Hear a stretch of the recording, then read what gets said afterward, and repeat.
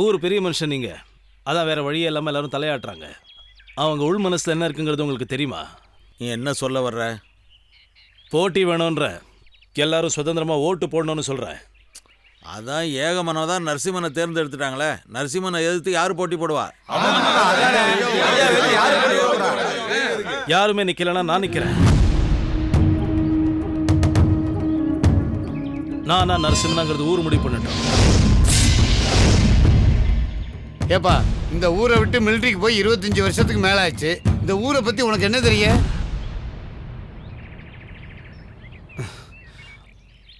அம்மாங்கிற உறவு பிரிஞ்சு 50 வருஷம் ஆனாலும் அந்த உறவு இல்லைன்னு ஆயிடுமா என்ன? அதே மாதிரி தான் அந்த ஊரும். நான் பிறந்து வளர்ந்த மண்ணு யாது. நீங்களா எந்த அளவுக்கு இந்த மண்ணை நேசிக்கிறீங்களோ அதோட அதிகமாக நான் நேசிக்கிறேன். நான் என் தேர்தலில் நிற்கக்கூடாது.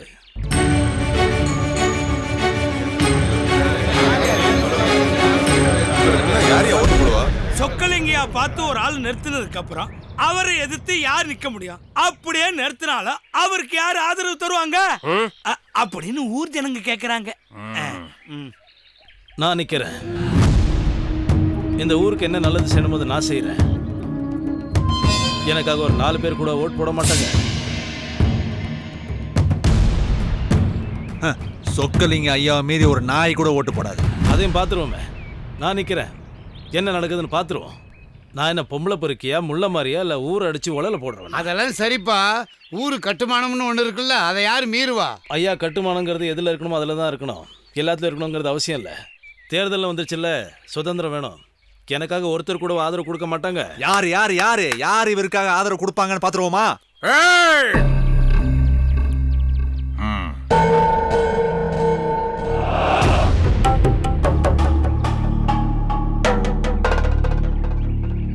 நான் ஆதரவு தரேன்.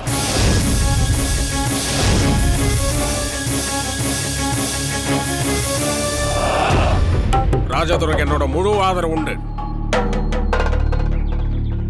இந்த தேர்தல் நடக்கணும். இதுல நரசிம்மன் ஜெயிச்சாரா இல்ல ராஜதுரை ஜெயிச்சாராங்கிறது முக்கியம் இல்ல. சொக்கலிங்கம் ஜெயிச்சாரா இல்ல இந்த ராஜசேகர் ஜெயிச்சானாங்கிறதா முக்கியம்.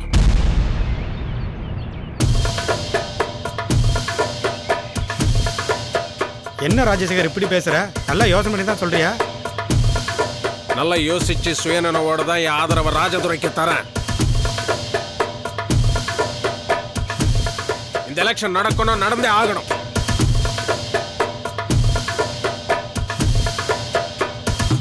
மிலிட்டரி யார் சொல்றது தப்பு இல்லைங்க. மக்கள் யாருக்கு விருப்பப்படுறாங்களோ அவங்களுக்கு ஓட்டு போட்டுமே. சரி, சபை கலையலாம். உங்கள் ஓட்டு உங்கள் ஓட்டு உங்கள் ஓட்டு நாட்டுக்காக தன்னை அர்ப்பணித்த ராஜதுரைக்கு. போய் எலெக்ஷனுக்காக வேண்டிய வேலை எல்லாம் கவனி. இனிமே அதுதானே வேலை. டேய் வாடா. வா ராஜதுரை, வா.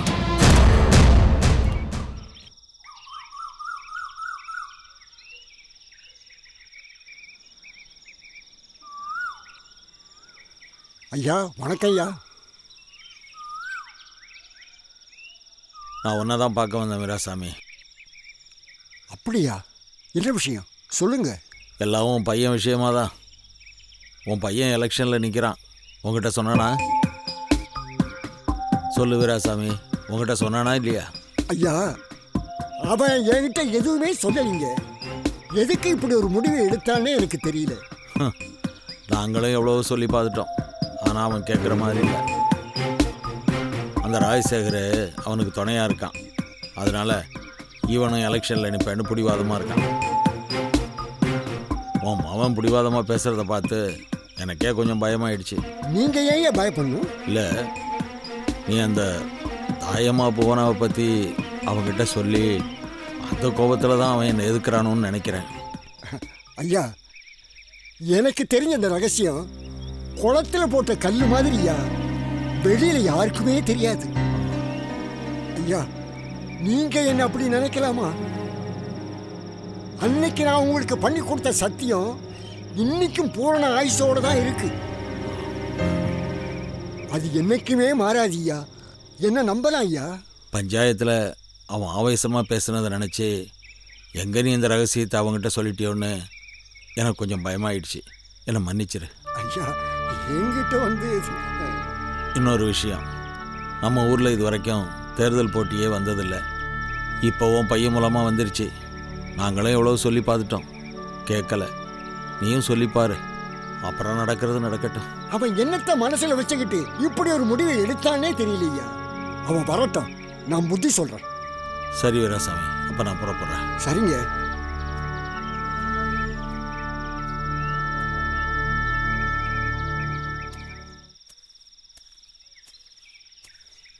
ஏன் அவன் இப்படியெல்லாம் நடந்துக்கிறான்?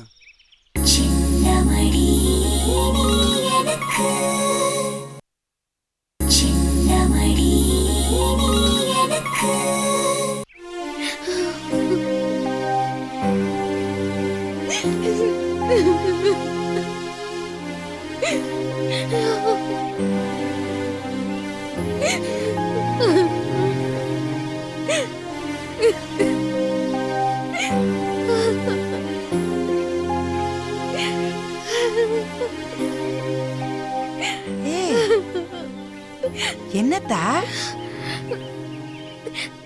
எனக்கு மட்டும் ஏன் பாட்டி இப்படி எல்லாம் நடக்குது? நான் என்ன பாவம் பண்ண? இப்ப என்ன நடந்துச்சுன்னு இப்படி உட்காந்து அழுதுகிட்டு இருக்க? இல்ல பாட்டி, ஊர்ல நடக்கிற ஒவ்வொரு விஷயத்துக்கும் அப்பாவும் மாமாவும் மோதிக்கிறாங்க. இப்ப பாரு, இருக்கிறத பத்தாதுன்னு எலெக்ஷன் பிரச்சனையும் சேர்ந்துருச்சு. நீயே நானு மோதிக்கிறாங்க. இப்படி அவங்க பிரச்சனை வளர்ந்துகிட்டே போனா என் வாழ்க்கை என்ன ஆகுறது பாட்டி?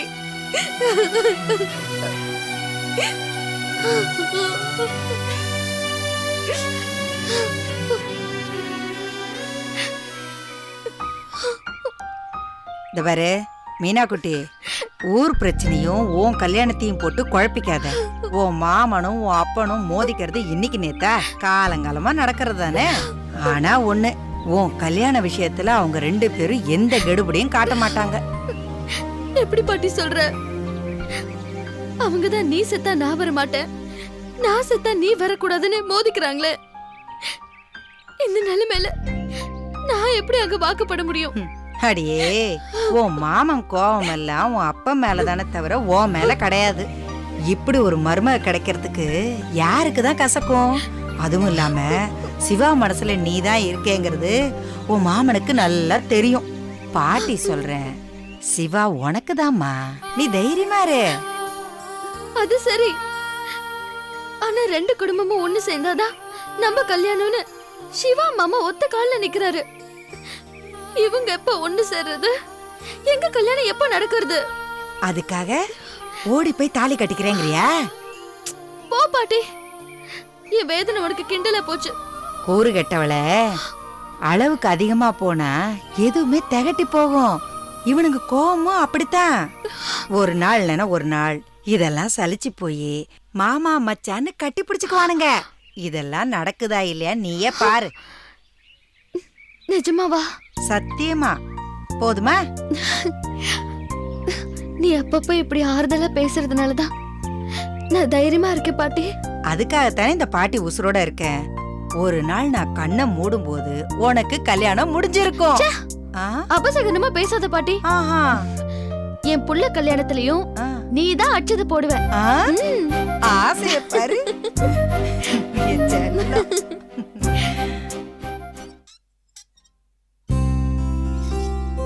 என்ன கோயில்ல இருந்து வரியா, இனிமே தான் போறியா? நல்லா இருக்குங்க. இது காலையில உங்ககிட்ட சொல்லிட்டு தானே போனேன். என்கிட்ட சொன்னியா? எப்போ? சொல்லிட்டு தாங்க போனேன். ஏதாவது காதுல வாங்கிட்டா தானே. எல்லாத்தையும் மனசுல போட்டு குழப்பிக்கிட்டு இருந்தா இப்படித்தான். இப்ப நான் என்ன மனசுல போட்டு குழப்பிக்கிட்டு இருக்கேன்? நான் சொல்லிதான் தெரியணுமா? நீங்க செய்யறது ஏதாவது உங்களுக்கு சரின்னு படுதா? இந்தாங்க கோயில் பிரசாதம் வச்சுக்கோங்க.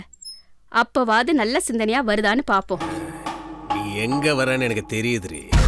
தெரியுதில்ல? இங்க பாருங்க, எதுக்குங்க இப்படி எல்லாம் நடந்துக்கிறீங்க? தப்பு தப்பா யோசிக்கிறீங்க. இத்தனை வருஷமா நரசிம்ம அண்ணன் தான் பஞ்சாயத்து போர்டு பிரசிடென்டா போட்டி இல்லாம வந்துட்டு இருக்காரு. அதே மாதிரி இந்த வருஷமும் வரணும்னு தான் எங்க அண்ணன் பாடுபட்டுட்டு இருக்காரு. எதுக்கு இதுல தலையிட்டு அந்த மிலிட்டரிக்காரனை போட்டியா நிக்க வச்சிருக்கீங்க? தின்னு கொளுத்த பெருச்சாலியே தின்னுகிட்டு இருக்கணுமா? புதுசா ஒரு எலி வந்து கொஞ்சம் சாப்பிட்டு தான் போட்டோமே. சத்தியமா சொல்லுங்க, இதுதான் காரணமா? உங்களுக்கு என்ன திடீர்னு அந்த மிலிட்டரிக்காரன் மேல அவ்வளவு கரிசனம்? கரிசனமாவது தரிசனமாவது இந்த ஊர்ல எல்லாம் தொடநடிங்க பசங்க. உங்க அண்ணன் என்ன சொன்னாலும் பக்கத்துல நின்று ஜாலரா அடிக்கிறவங்க. அதுல ஒருத்தனை போய் பஞ்சாயத்து பிரசிடண்டா நில்லுன்னா நிப்பானா? மிலிட்டரிக்காரன் துரிஞ்சவன் நிக்கிறேன்னா. ஏங்க, எங்க அண்ணன் ஊருக்கு நல்லது செய்யறாரு. ஆமா, அது எல்லாரும் சரின்னு ஒத்துக்கிட்டா அவங்க எல்லாம் ஜால்ரா போடுறாங்கன்னு அர்த்தமா? அப்போ மிலிட்டரி உங்களுக்கு ஜால்ரா போடுறாருன்னு ஒத்துக்கிறீங்களா? ஏய், என்னடி குறைஞ்சு கேள்வி கேட்டுட்டு இருக்க? கோயிலுக்கு போனோமா, புருஷனுக்கு வாய்க்கு ருசியா சமைச்சமான்னு இல்லாம. ஏங்க, இதுக்கு தான் பொண்டாட்டியா? புருஷன் தப்பான வழியில போனா தட்டி கேட்டு கசப்ப வளர்த்துக்காம பக்குவமா பேசி புரிய வைக்கிறவ தான் நல்ல பொண்டாட்டி. ஆமா, நான் நல்ல பொண்டாட்டியா இருக்கணும்னு நினைக்கிறேன். இது தப்பா? தப்பு தாண்டி. இது எல்லாத்தை விட பெரிய தப்பு. நீ உன் அண்ணனுக்கு தங்கச்சியா பிறந்த பாரு, அதான். இவ்வளவு தூரம் நீ கேட்கறன்னு நான் சொல்றேன். இந்த போட்டி நரசிம்மனுக்கும் மிலிட்டரிக்காரனுக்கும் நடக்கிறது இல்ல. பஞ்சாயத்து பிரசிடண்டா மிலிட்டரிக்காரன் ஜெயிச்சா என் தலையில கிரீடம் வச்சிட போறதும் இல்ல. ஆனா அவன் ஜெயிக்கணும். ஏன்னா இந்த போட்டி எனக்கும் உன் அண்ணனுக்கும் நடக்கிறது. மிலிட்டரிக்காரன் ஜெயிச்சா நான் ஜெயிச்ச மாதிரி தான். சத்தியமா இதுல நான் ஜெயிப்பேன். ஒருவேளை தோத்துட்டா அந்த செய்தி கேட்கறதுக்கு என் பணம் தாண்டி இருக்கும்.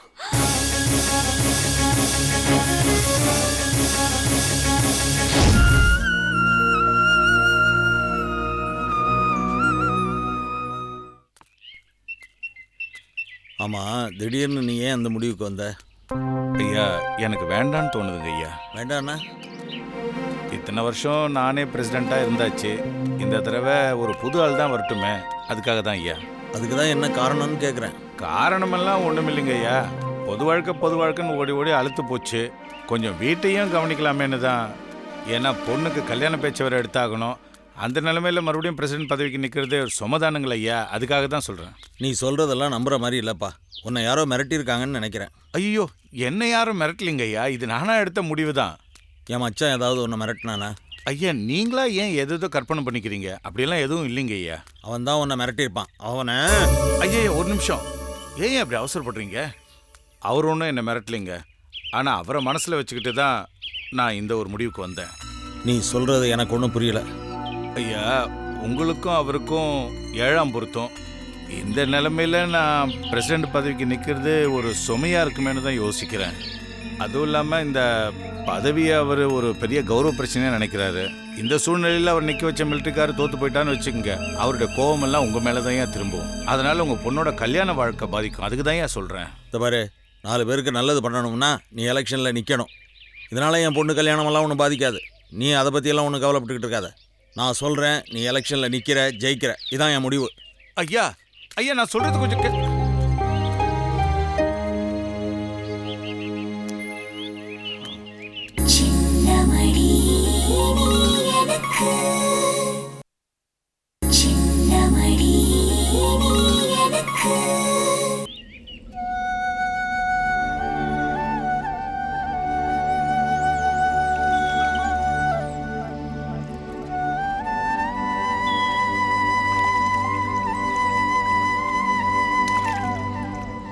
விராஜாமே.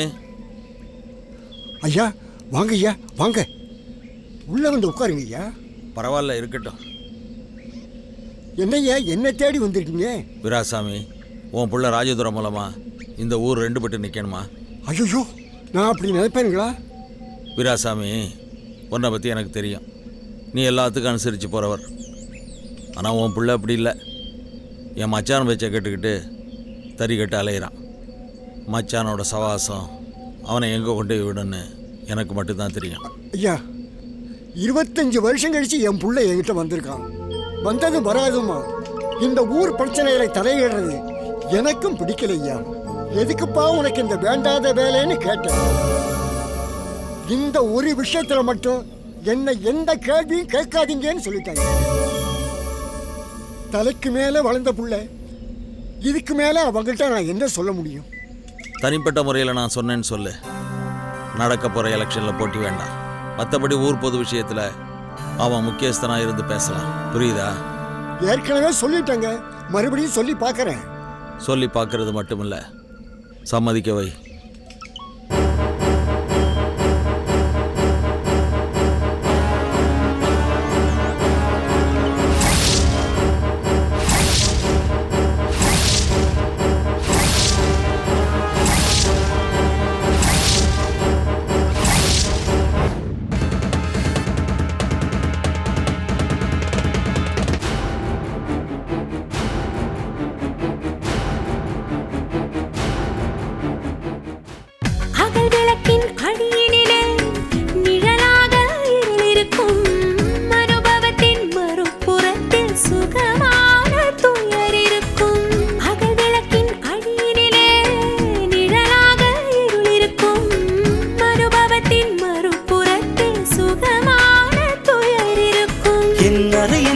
திரைகளிலே உன் அழகு பருவம் படபடக்கும், உன் பாத கொலுசின் அசைவினிலே என் நெஞ்சம்